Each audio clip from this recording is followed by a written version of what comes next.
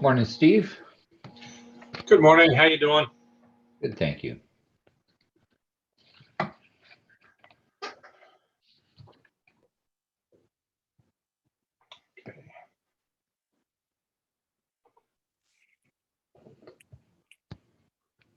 So with that email yesterday, you're going to take care of the exit of our guests? Sure, yep. Okay, good. Morning. Morning, Joe. Morning. Morning, Peter. Morning, Fred. Morning. Judy. Morning. Morning.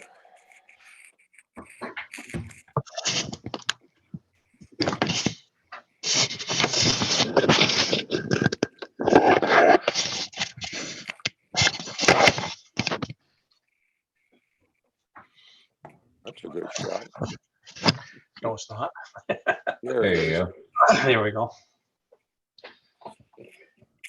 I normally use my laptop, but it's updating this morning and has been for over an hour. So Oh dear. I'm on the office computer here. So it's a little different setup, and I can't get all of the grids on the, I guess, get a stream of the other participants across the top. Oh.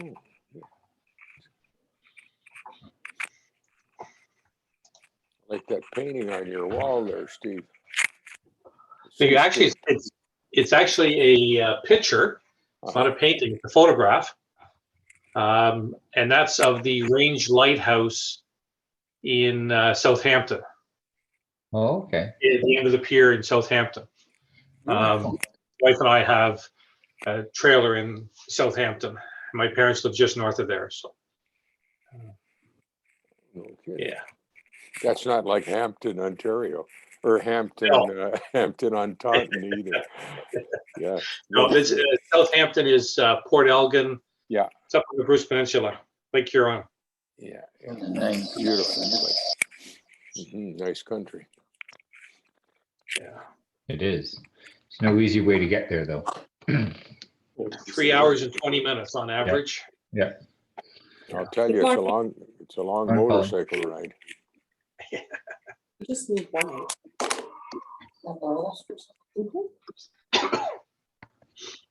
Yeah. It's a long drive, but when you get there, it's worth it. Eve, you're introducing also our speakers, eh? Is that Yes. right? Yeah. Yes, I am. You got the whole show this morning. Well, Lyle's doing the second speaker, is he not? Oh, that's true. Yeah, that's right. Yeah, I just got Sara Dunkley and Prossy. That's right. Sorry, from I'm confused at my old age. Good morning, everyone. Morning, Wayne. Morning. Morning. There's Don now. Don's in.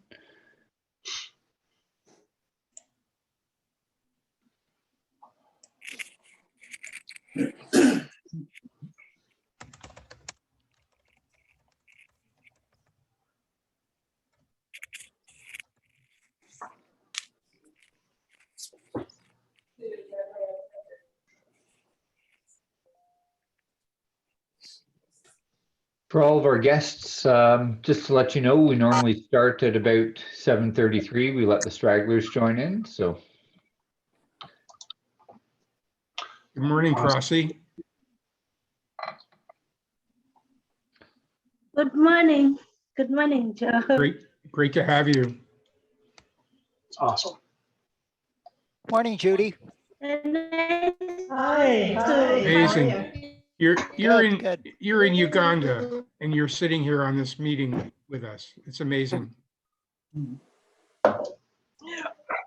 I'm in Uganda.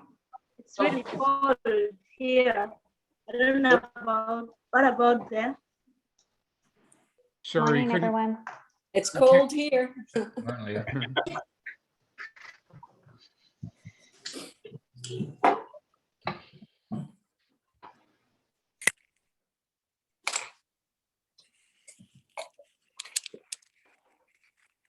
Also now gone.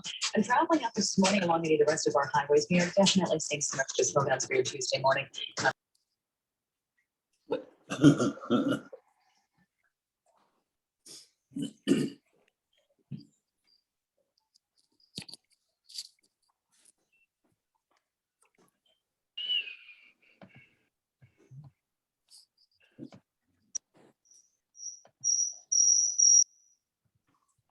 So Pauline and I are getting our vaccines today. Excellent news. Also a little bit of feedback. Oh. Sorry. You're too close together. Yeah, you're right, Steve.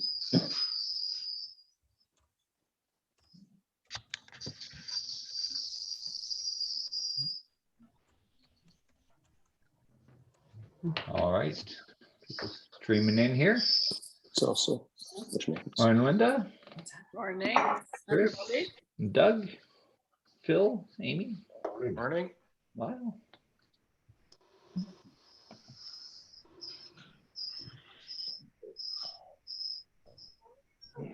Yo.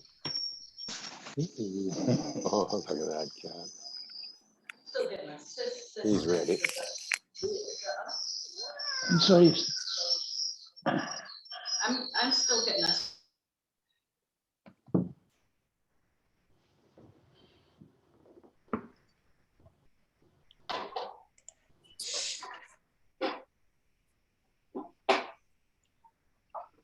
Morning, Dennis and Dave. Good morning. Morning.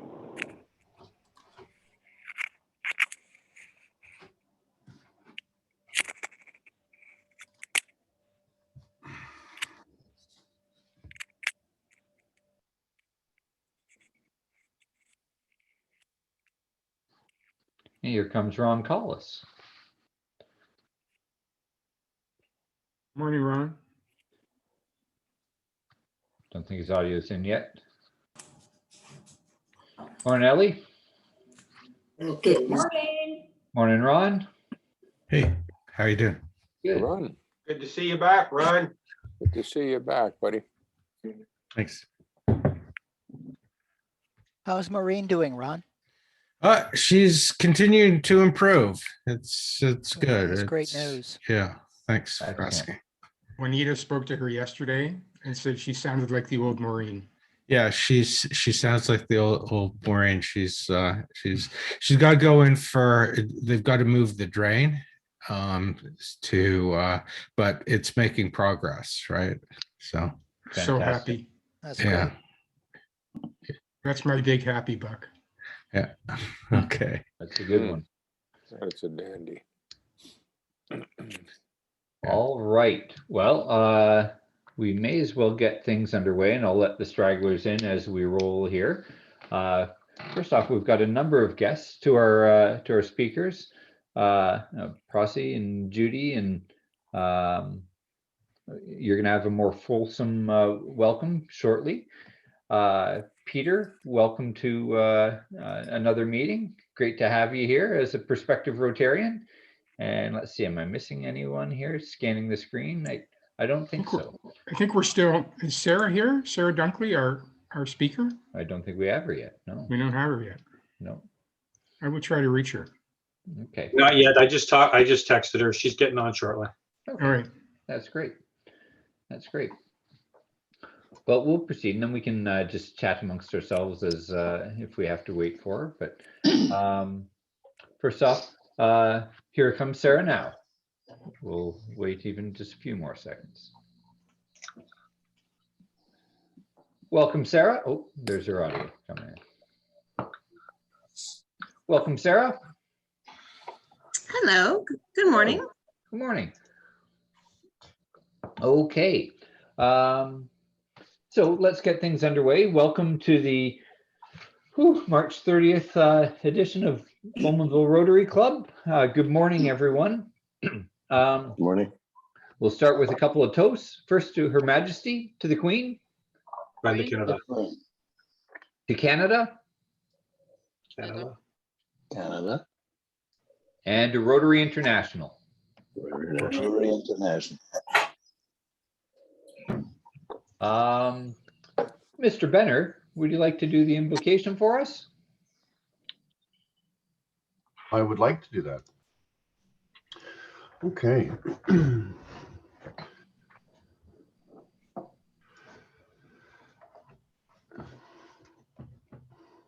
As we gather here today as members of Rotary, we pray that we are ever mindful of opportunities to render our service to fellow citizens and to our community, keeping in mind the always enduring values of life, exerting our efforts in those areas and on those things which future generations can build with confidence. Reflect upon the examples set by past Rotarians, and work hard to live up to that example while leaving your own mark for others to follow. Let us continue to strive to make a better world. Thank you, Phil. Fantastic. Fantastic. All right. So we're moving on to birthdays and anniversaries. Before I pass it to Pauline, I think it's more appropriate if someone else lets the club know that April 1st is Pauline, our secretary's birthday.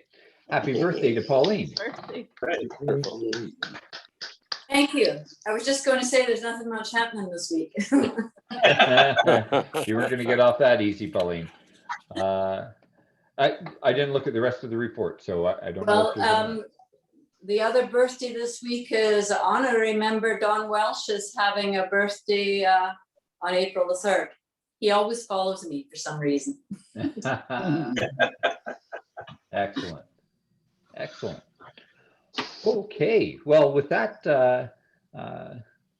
over, let's move over to Steve Burnett. Would you introduce our guest speakers, Steve? Absolutely. It gives me great pleasure to introduce to the club my friend, founder and executive director of Beautiful World Canada, Sara Dunkley. Sara also has with her Prossy Namtogo. Prossy is a former scholarship recipient from Beautiful World. She's now the program manager responsible for BWC's program in Uganda. Prossy was taken in by her grandmother as a small child. She grew up in a household of 21 children, siblings and cousins, all cared for by her grandmother. As a teenager, extended family members exerted a lot of pressure for Prossy to be married off and earn dowry for the family. But her grandmother, who understood the value of educating children, and especially girls in the community, stood her ground and ensured that Prossy attended secondary school. After graduating from high school, Prossy applied and qualified for a BWC scholarship. She joined Kambogo University in Kampala and later graduated with a degree in international studies. Prossy is a wonderful example of why educating girls leads to human development. With her current salary, Prossy not only supports herself and her grandmother, she also pays tuition for some of her young siblings and cousins. With that, I'll turn it over to Sara. Thank you. It's a tremendous opportunity to be here. We started work almost 10 years ago, so we're almost at a 10-year anniversary for Beautiful World. It's gone by very quickly. And when I started Beautiful World, my objective was to educate the poorest girls living in the poorest countries and to, really see the multiplier effect that happens with that kind of education. So Prossy is an awesome example of that. So I'm going to pass it over to her because she has, I like it's more interesting if you can hear directly from the person in Uganda running the program. So Prossy, it's lovely to see you. Are you there, Prossy? Yes, I am. Thank you. Thank you, Sara, and thank you, Rotary Club members. I hope you can hear me. We can. Yep. Okay. I wanted to share a screen with you, so probably you can all see.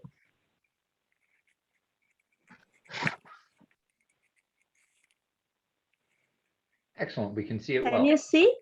Oh, okay. So like Sara said, my name's Prossy Namtogo. I work in Uganda. I work with Beautiful World Canada as a project manager for the Rotom Champion students. Those are students sponsored by Beautiful World Canada here in Uganda. And I am a former beneficiary of Beautiful World Canada. Like they said, I graduated in 2016 with a degree in international studies, that is development studies. And I am very happy to work with my fellow girls and the same vulnerable and poor students, orphans here in Uganda. So it's really a pleasure that I get to work with them. and also to take you through what Beautiful World Scholarship offers. So they offer full tuition, they offer accommodation, mentorship program, internship, transport. They also provide stipend and scholastic materials to the students, provide school requirements, and then graduation preparation to prepare students into the workplace, like from school to work. So how COVID-19 has affected our project activities or program activities, that because of COVID, there was closure of schools here in Uganda. And so most of the students that were able to start school or to complete their courses, they were put on hold, so they were unable to finish. Though we are happy to tell you that schools are open and now the students are back to school to complete their courses that were stopped due to COVID-19. So also some of our students who are supposed to start their internship on time, this was delayed because of COVID, where many institutions were closed where they were supposed to do their internship from, so they were unable to do their internship, that is due to COVID-19. Also, another challenge was online studying. Here in Uganda, they had started doing online school because they didn't expect COVID-19 to end anytime soon. And so most of our students had challenges with, poor network, probably where they stay, because most of our students come from the deepest villages here in Uganda, and you find their network is really not well. So it affected them even with the provision of internet fee for them to be able to access classes. So they had some challenges. So they had to travel to better places where they can have access to classes and internet. Also, we had an increase in transport costs, which is like doing field work. These were increased because of COVID-19 and social distancing. So most of the public means that usually take 14 passengers, so they were stopped from taking 14, and so they would take 7 of them. So in that, they also increased the transport costs of traveling and going to the different places here in Uganda. And also how COVID-19 has affected the girls more so in other groups here, more than other groups. So this, we are very happy to tell you that none of our students suffered from such challenges because they are supported, and so they get most of the support from Beautiful World Scholarship. So when we talk about domestic violences, we had some of our students face such, but due to mentorship program, they were advised and they overcame such domestic violences, lack of basic needs like pads and soap. This has affected so many girls here, in Uganda, but luckily, those who are in the program of Beautiful World, they are provided with a small stipend that can help them purchase pads for them to use during their monthly periods, and also soap to wash their clothes and other needs as girls. But others that are not in the program, they were much affected with that because their parents, even those that have small jobs, they are closed and they were also under the lockdown, so no movements were allowed. So you find many of them were affected. School dropouts, most of the students got pregnant, dropped out of schools.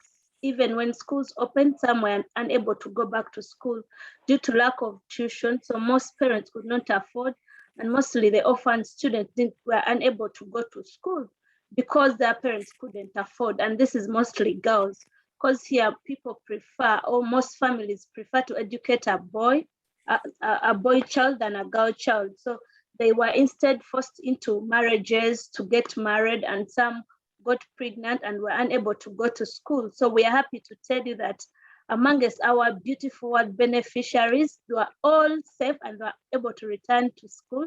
So no one was forced into marriages, and no one got pregnant during this time. So they were all safe and they were able to start school, and they are now in school to complete their goals and also to complete their courses.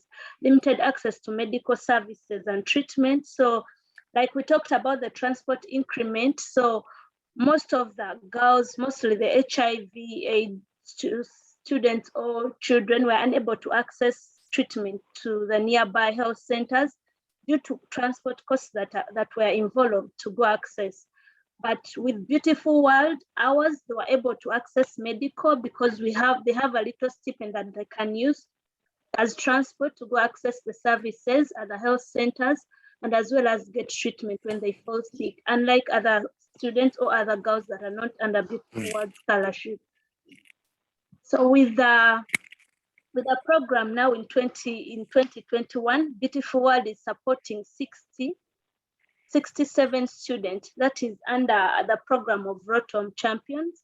And so far, 51 students are waiting to graduate. So those are done, and they're just waiting. Some are just completing their internship since now it's open.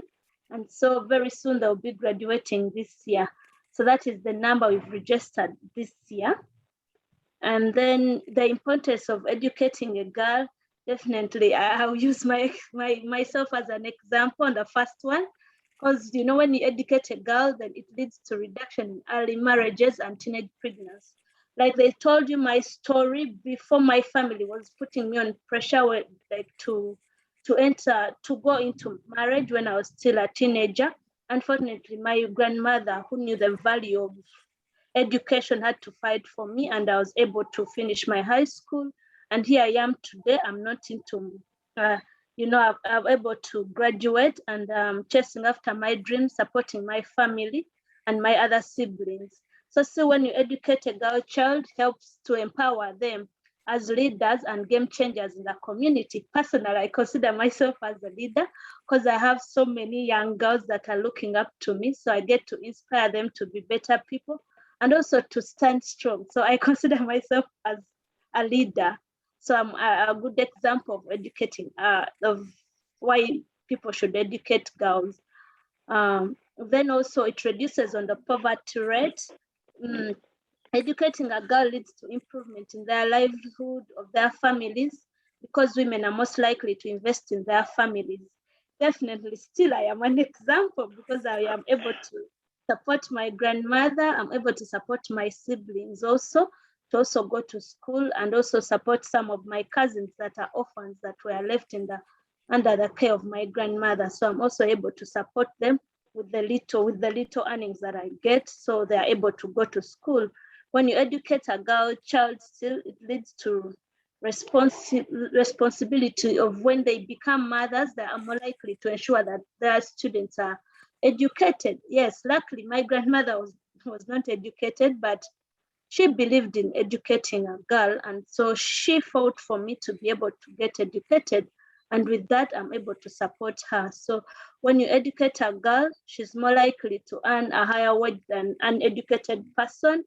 Also, it gives girls courage to fight against some of the unfavorable cultural norms that are mostly affecting girls. So like I said, like some of our Beautiful World beneficiaries here, they were unable to get pregnant, and they were not able to go into marriages because they stood on their ground. They know the value of education because we take them through that. So they were able to resist and to stop their family members that were actually pushing them into marriage within this period in exchange of dowry, and some just to get an income to take them through. So they think they can exchange us into something, or money or dowry, for them to be well. So that is all I have for today. And please feel free to ask me any questions that you'd love to know about the program and about anything about vulnerable girls in Uganda. Thank you very much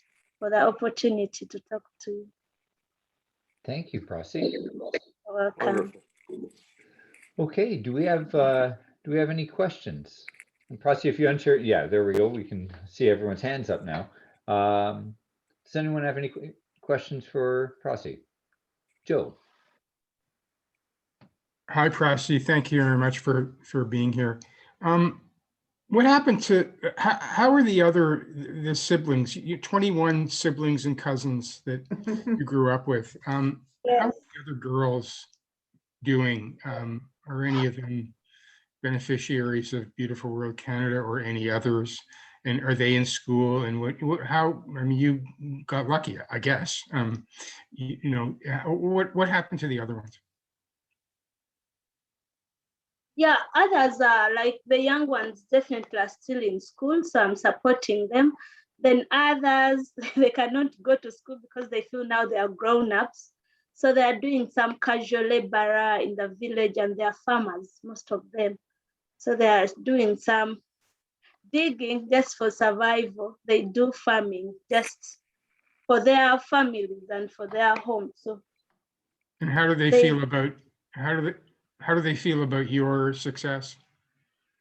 Oh, they are very happy and of course very excited because I also get to support their grandmother because she's our grandmother, all of us. So when they see me supporting the young ones, yeah, they also feel happy because they're like, if they also had the same opportunity, probably we'll be supporting them. Like we'll be supporting all of them, so they'll be helping me. So now that they cannot afford also supporting others, so they really feel grateful and happy that I have this opportunity, that I had the opportunity to go to school and I'm able to support my young ones so they won't be like them now that didn't go to school. So they're hoping they'll also be like me and support other people probably in the community.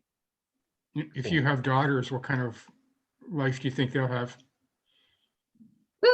I'm sure they'll have a better life, even better than me. They won't go through what I went through when I was young. So I believe as a mother, I won't force them to go into marriage because I want money or I want dowry exchange. So I believe they'll be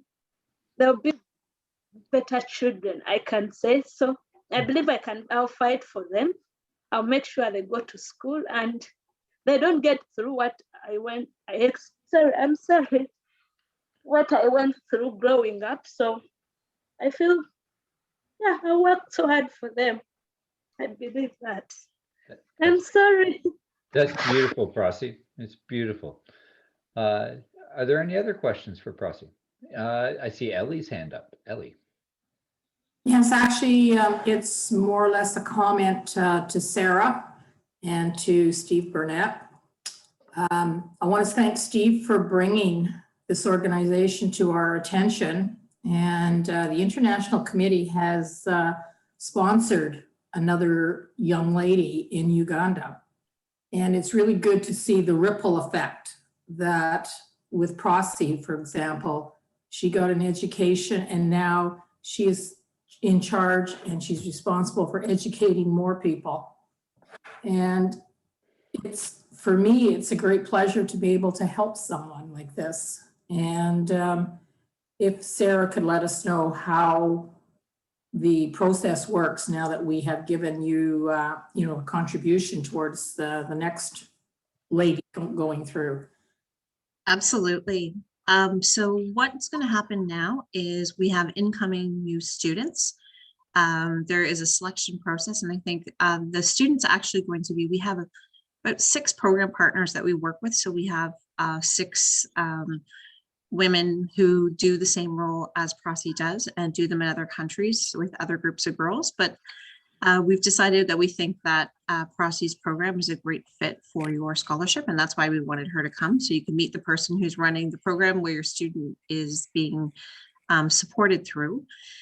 So Prossy, I think you guys have selected all the new students. Is that accurate? Yes.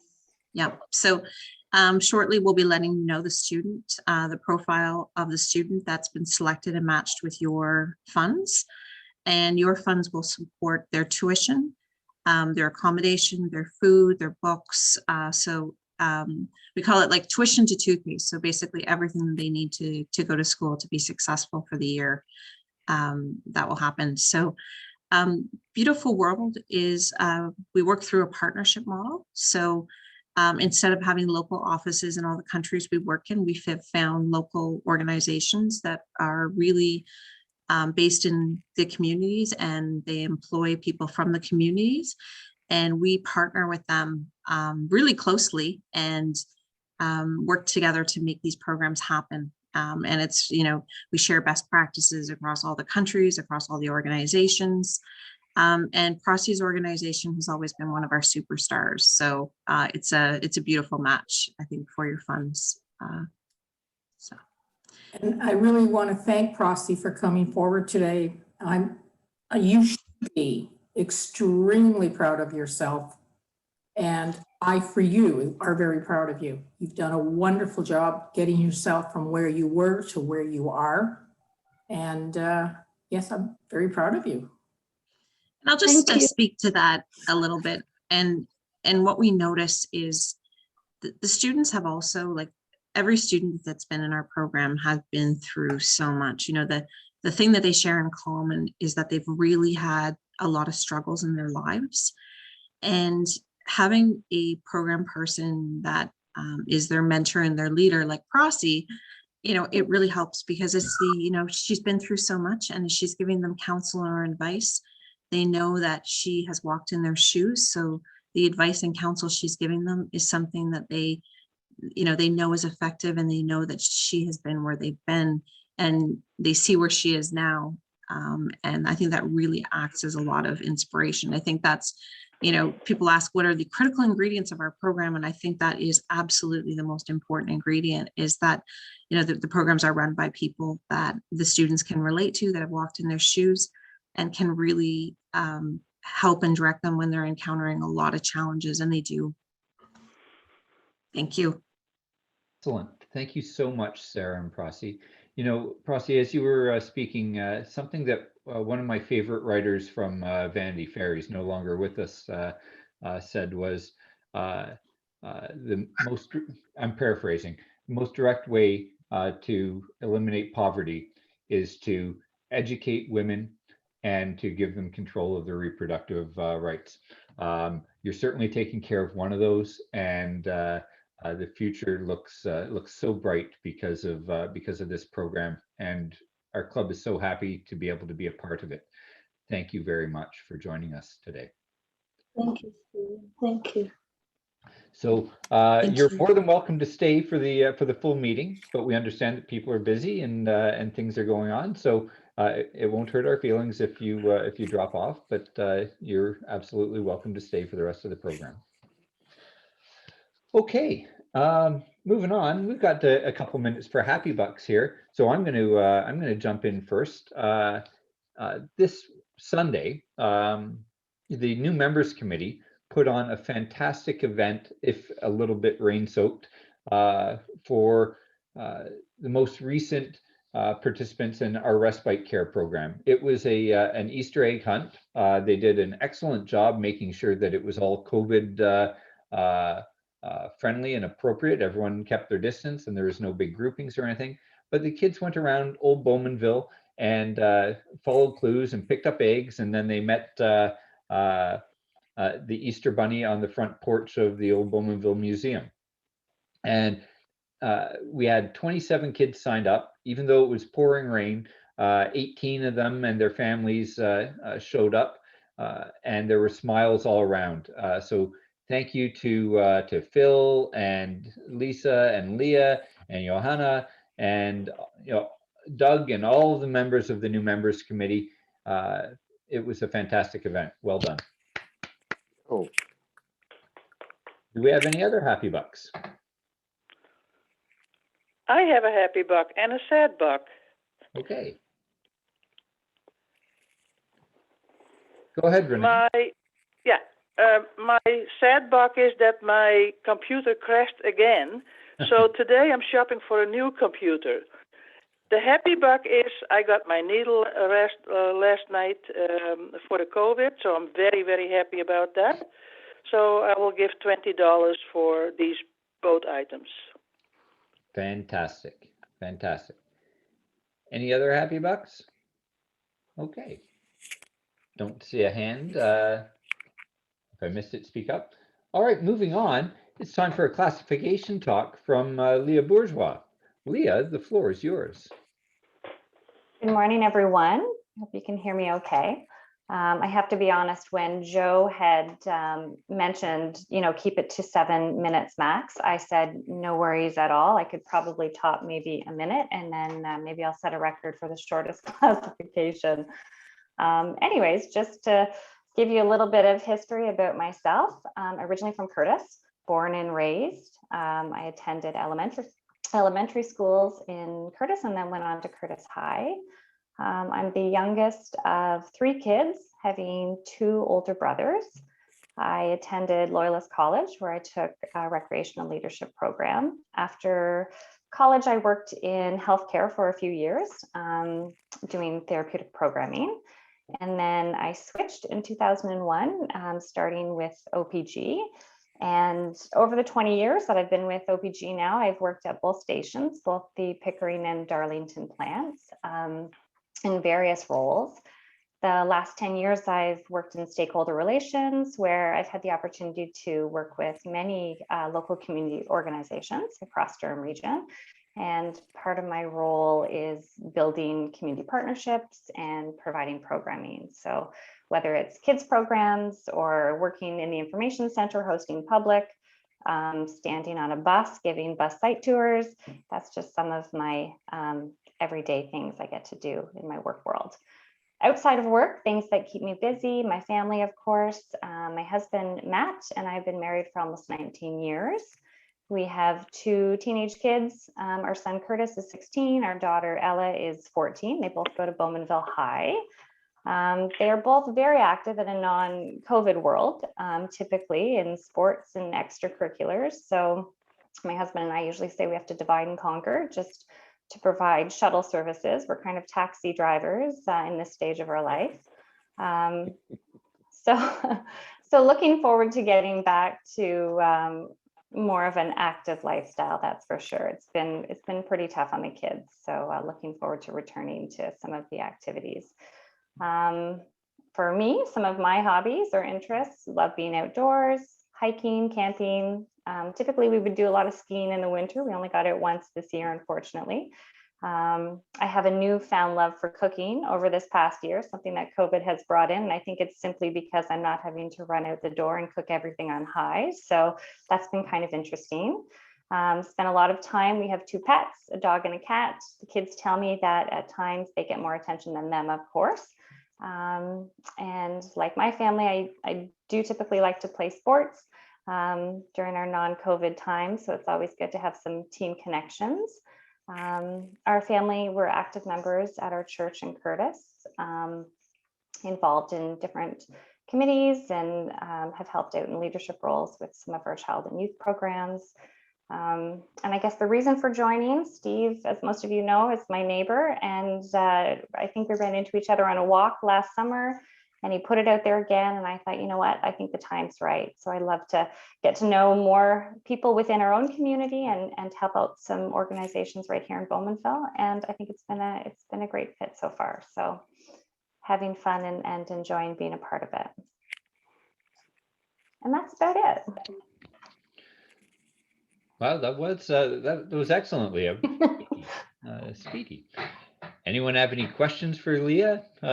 Things that pique your Joe? Of course, you've got a question. Yeah, I've always got a question. You just go to me regardless. How do you like it so far? How do I like Rotary? Yeah, I enjoy it. Yeah, I think it's great. I love hearing the different speakers from week to week. It's interesting. I've worked with a lot of the different organizations just through my roles at work, but it's wonderful to get updates and just the people in general on the committee. I think it'll be great when I can meet you all in person. I had the opportunity over the weekend to meet a few, and it's been really good. It's really, for all of our new members that have joined over the past, year and a half, what a strange time to join a club where you're a member for so long and you don't really get to see people in person and really make a bond. So, Leah, thanks for sticking it out. Phil, Steve Burnett, all of you that have joined recently, it's got to be really tough because it's that fellowship bit that I love most about Rotary, and that's relatively limited, although we've been trying hard this year. Anything else? No? Okay. All right, moving along then. Lyle, would you like to introduce our next speaker for the community report, please? It would be a pleasure. I'm delighted to be able to introduce Judy Hanson. Judy is the Chief Executive Officer of Autism Home-Based Durham, which is a social club for adults that are on the autism spectrum. It's located just up the street at the Firehouse Youth Center. And we've had the pleasure, our club has had the pleasure of supporting Autism Home-Based now for a number of years. And April 2nd is World Autism Awareness Day. And it's the launch of Autism Home-Based Durham's fundraising campaign. So I'm going to turn it over to Judy to talk a little bit about Autism Home-Based Durham and their campaign. Judy? Good morning. Good morning, Lyle. Morning. Good morning. Thanks so much for letting me crash your meeting. Joe, I appreciate you getting me in there. I know I wasn't on the original agenda. It's so timely. And I have to tell you, with this April 2nd World Autism Day, we had this opportunity that came up very quickly for us to work with Rogers Durham and put together this 1-hour program about our organization and some of the voices of some of our members who are verbal. And so we only had about 5 weeks to pull it off. And one of my first phone calls and emails was to Bowmanville Rotary. And I have to say, you guys were our first sponsor to say yes. We did end up getting 14 sponsorships for this. This 1-hour broadcast on Rogers is in place of our Sunday Cinema and Supper fundraiser, which we've done for a number of years, and we had to cancel, a week before the event was scheduled here, and then of course we couldn't do it this year. So we were just thrilled to be able to pull this off. We're not, as you will see, we're not TV producers, but I'm pretty proud of it. There's, it's, a nice blend of grassroots and messages from some of our sponsors who wanted to express. Bowman, I don't know who did your video message, but it's really good. So thank you for that. So April 2nd, World Autism Day is Good Friday this year. And so we are premiering the program on Saturday, April 3rd at 8 p.m. At that time, we'll also have a campaign website that goes live, which is autismafter18.ca. I will send the link and it will be on social media, and we'll definitely tag you guys. So I just wanted to thank you so much for supporting that initiative. It's a bit of an unknown. I had no sort of metrics to provide, but Bowmanville Rotary and the community has just been so amazingly, I don't know, trusting of us, and through your support, we've been able to grow year over year. We moved in, as Lyle mentioned, to 132 Church. We're on the second floor of the youth center there. I think Lee, actually, you came to visit us just before we got shut down in March. So we've been open and shut.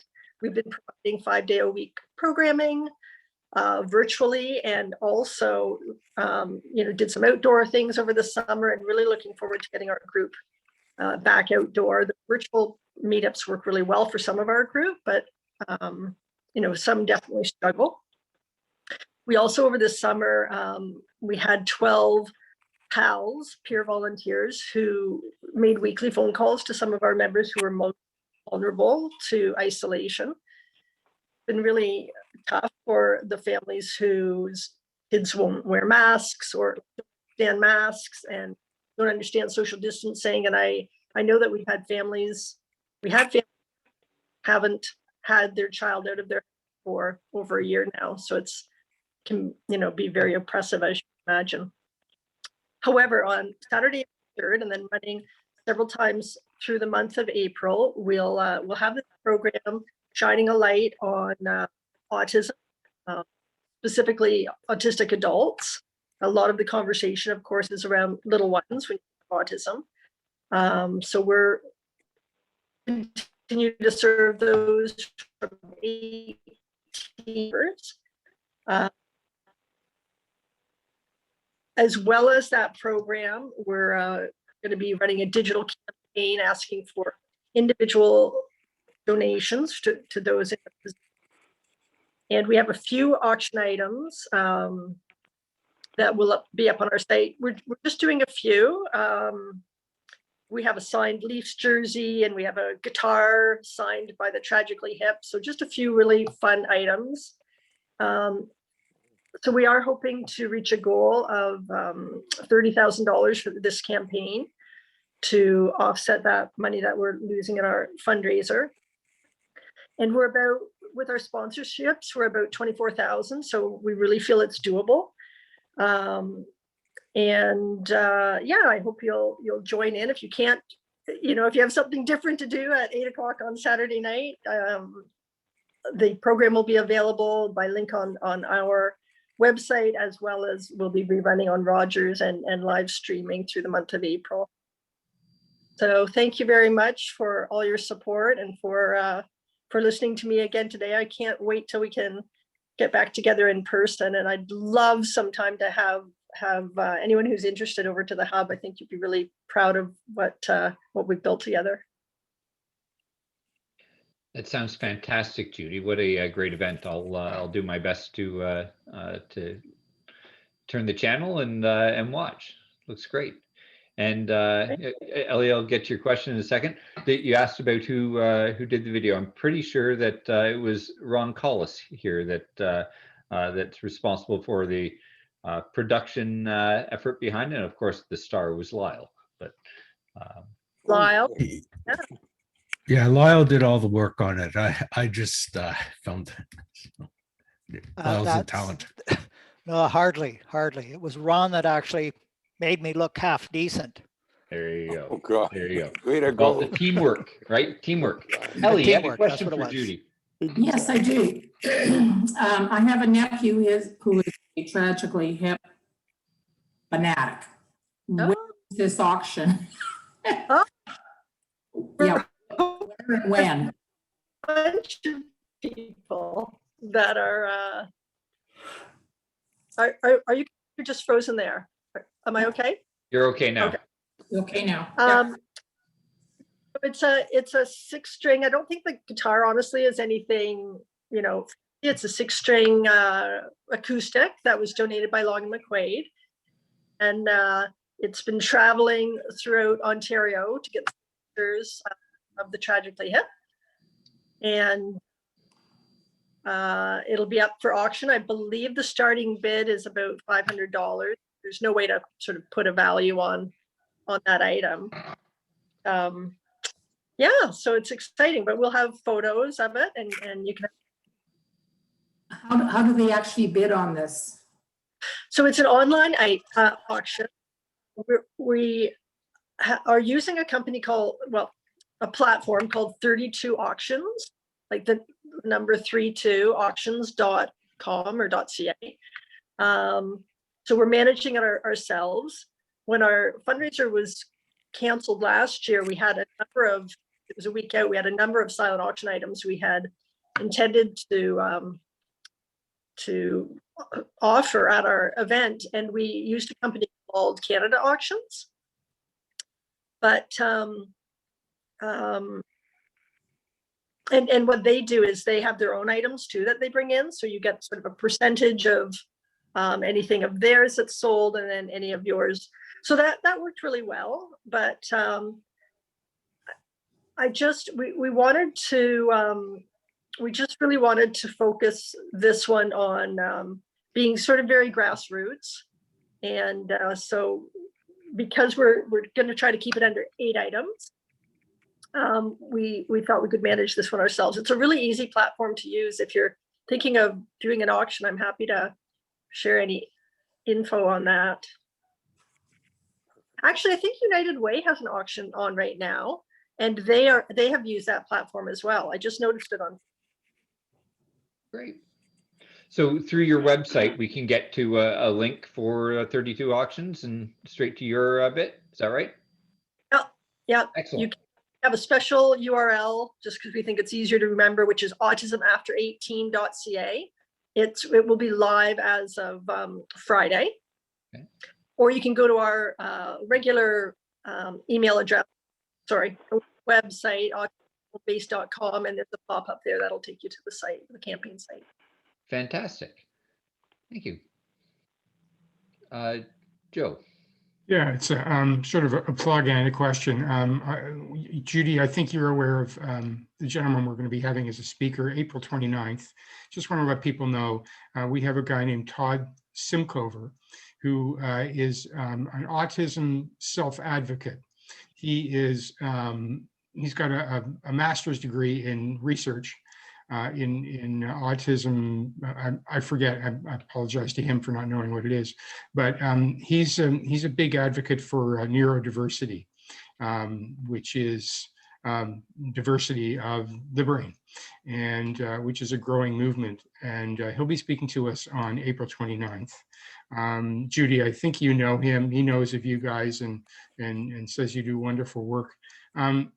I was just wondering, obviously, you know, the people who you work with don't maybe have, you know, a degree like he does. But can you talk a little bit about some of the talents they might have and some of the abilities they might have rather than we thinking of the, you know, the glass half empty? Yeah, Joe, I'm sorry, my audio cut out just for a little bit there, but I can tell you, were you asking about neurodiversity in particular? Well, or just- neurodiversity, and also the fact that so many people with autism, when they're, you know, adults with autism and children, you know, we think that they're basically, you know, just kind of not there. But, you know, that many of them have a lot of talents. And I was just wondering if you could talk a little bit about some of the positive positive things that some of your clients have going for them. It's really wonderful. It's a real gift to those of us with that are around people who are not able to communicate verbally, to have self-advocates talk about their journey and what they experience. And Todd's doing a great job as a self-advocate, and there's a number of quite famous people with autism. You may have heard of Temple Grandin, who you know, do speaking engagements around the world. And I remember when my son was very young and I went to a conference and somebody talked about a self-advocate got up and said, you know, they said I'd never drive. Well, I just drove here from Vancouver or to Vancouver from wherever, you know, Quebec or something. So I guess I proved them wrong. I think you'll see in the show that there's a lot of, you know, it really is a spectrum. I love the word neurodiversity that was coined by self-advocates because it's about the fact that there's all different ways to sort of receive information and process information and also to communicate information. It's not like a right or wrong. You know, we used to use words like typical and non-typical, but neurodiversity to me includes typical, right? So I think that I think that having those voices of people whose lived experience really informs the decisions making, the policies, is a real gift. So I hope you enjoy your conversation with Todd. We actually only met very recently. He's in Toronto, he's not in Durham region. So, and we had a Zoom call, and I was so excited about having the conversation with him. So I had a couple of my colleagues join us, and he was quite, it took him a little bit to get over the fact that he was expecting a one-on-one and there was 3 of us. So that to me is a very autistic trait where they're, you know, difficult. It's difficulty with things that they're things that are not typical, or things that they're not expecting, social interaction.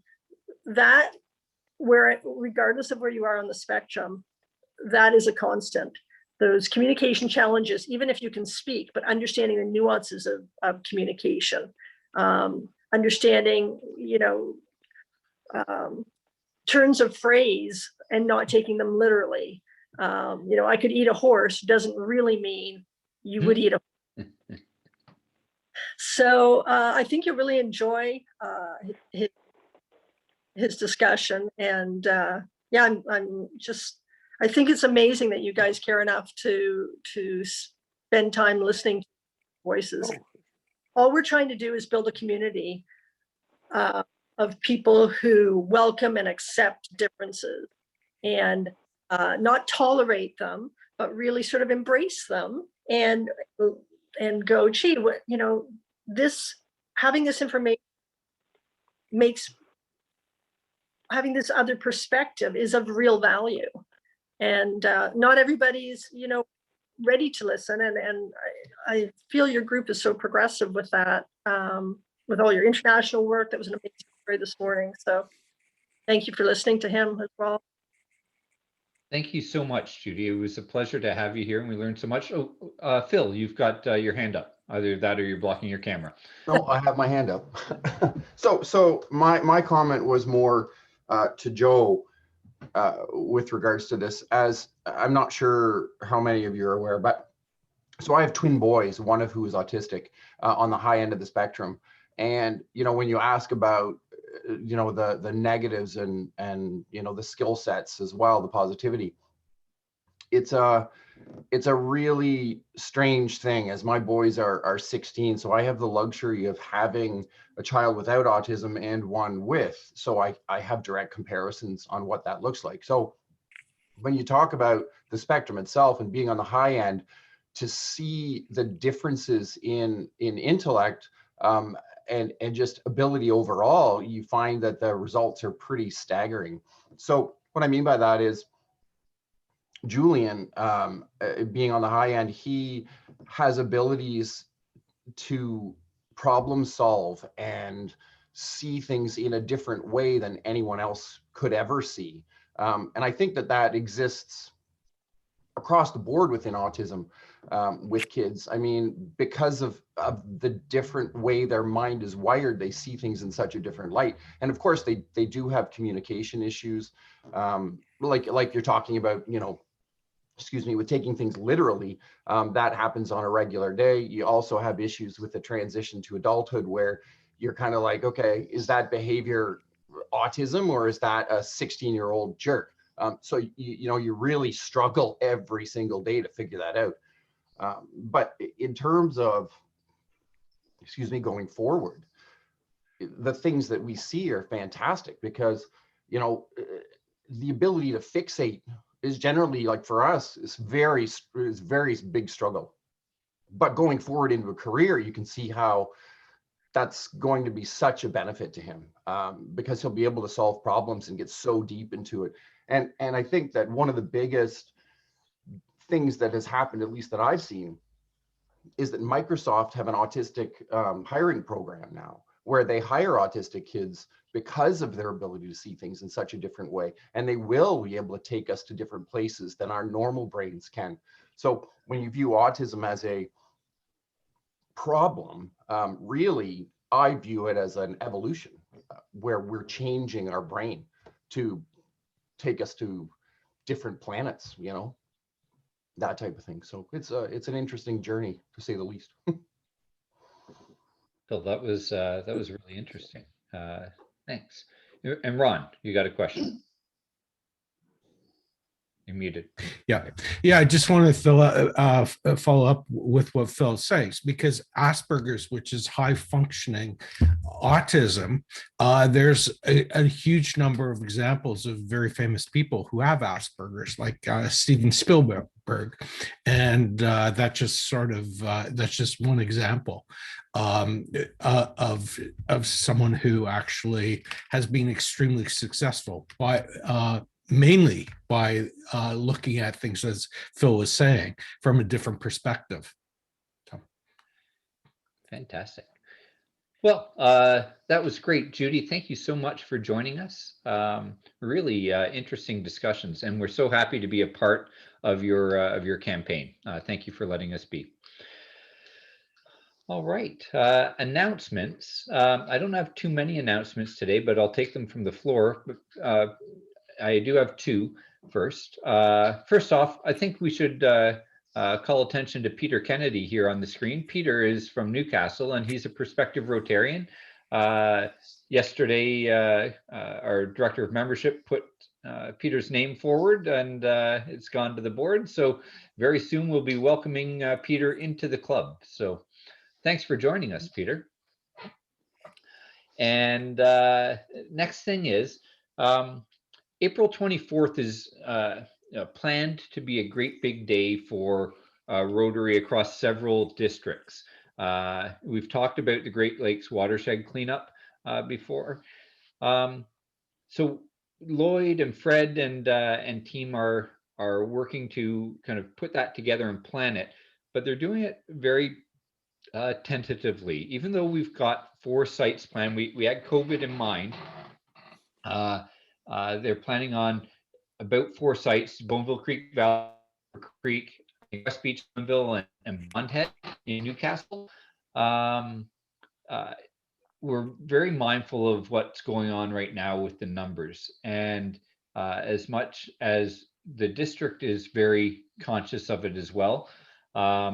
Lloyd and I had a talk yesterday, and as a club, we'll be prepared to either move forward enthusiastically on the 24th because everything is okay, or postpone it till a time where we'll just feel all a little bit safer. So that's coming up in the next month. Watch for more news from Fred and Lloyd. John, you had your hand up for an announcement. Yeah, it's really just a reminder that Mark Chipman sent out a survey to every member in the district, asking them to fill it in. It's to help district to make some decisions on priorities for the coming year. So if you haven't filled your survey in, please do. It will be very helpful. Okay. All right. I guess that brings us to the bottom of the agenda, and it's time for Fred. You've got a quote of the week for us. Look at me not forgetting the quote of the week this week. Sorry about a couple of weeks ago, Lyle. My bad. Can you hear me there? I can now. Yep. Perfect. Interestingly enough, when I looked at the agenda, I thought, boy, this is going to be a real happy day for me because I've got all these topics that I really love. So I went to my trusty bookshelf, and The Universal Laws of Success by Brian Tracy had just what I needed. The law of happiness. The quality of your life is determined by how you feel at any given moment. How you feel is determined by how you interpret what is happening around you, not by the events themselves. Never too late to have a happy childhood. At any time, you can go back and change the way you interpret those experiences just to yourself. Enjoy the week. That was excellent. Really good. So if there's nothing else for the good of Rotary, and I'm losing my cheat sheet here. I still haven't memorized the 4-way test, and that's my bad. Remember, the things that we say and we do are 4-way tests. Is it the truth? Is it fair to all concerned? Will it build goodwill and better friendships? And will it be beneficial to all concerned? With that, have a lovely week, everyone. Next week, we've got our MP as our guest speaker. So should be interesting. Have a fantastic day. Have a good one, everyone. Cheers. Take care, Judy. Bye-bye. Bye. Bye all. Thank you, guests. Bye.